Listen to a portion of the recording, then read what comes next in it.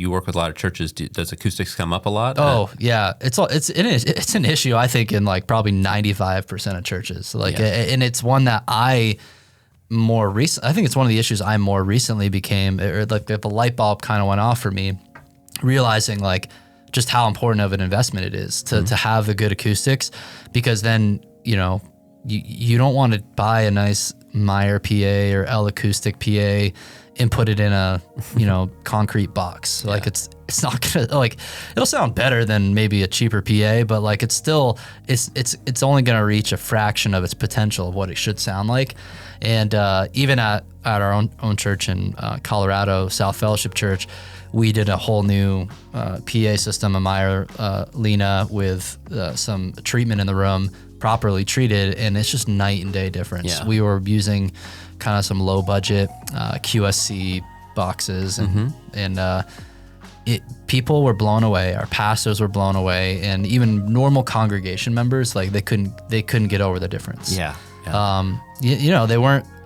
They saw that $130,000 price tag for the project, and they're like, "Are you guys sure we need this?" And then afterwards, like, everybody's been so happy about it. Yeah, it's such a thing when we work with churches, because you've got music that you want to be sound full and enveloping, and a lot of people, that's their favorite part of the worship is they worship through music. But then you have the sermon and everyone speaking, and speech intelligibility in a lot of these spaces are pretty poor. And so like when we go out and do testing, we even do like this subjective listening test with volunteers from the church, and we read a list of words through the sound system, and they have a multiple choice answer sheet, and they just circle what they think I said.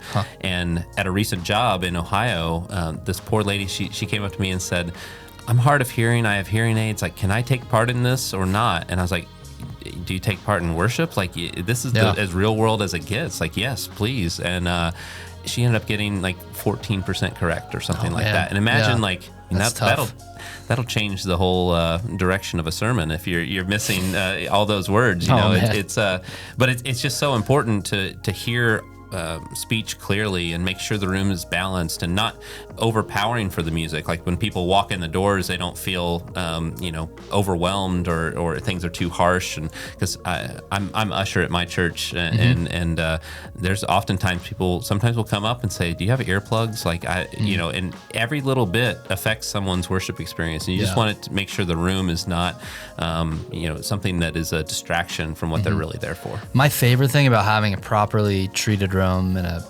tuned PA is how full the sound is without high decibels. Yes. Like that's where, when you have no treatment, your PA is not tuned properly, then as a mix engineer, you're like trying to like do all the EQs and compressions and do all the things at the console to like try to make it feel that full, sort of immersive sound. But then it's often just a mess. Even the more you try to do, the worse it gets, basically. And it's nearly impossible to like achieve what you're really wanting to go for. But then once I've gone through that transformation myself, it's just like our processing is simple on the mixing console, and then it's just so balanced throughout the whole room, and you don't have to blow people's eardrums out. Yeah. Right.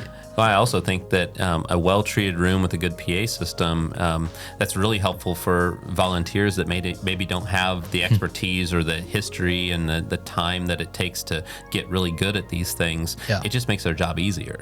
So you're not having to fight the room and, like you said, like trying to overpower it, but the more you power it, the more the room takes over. And so I think that just having a nice, well-treated room with a good system is going to make their jobs easier, which will make them feel more fulfilled and want to be able to volunteer more. And so it's just a cascading effect on things.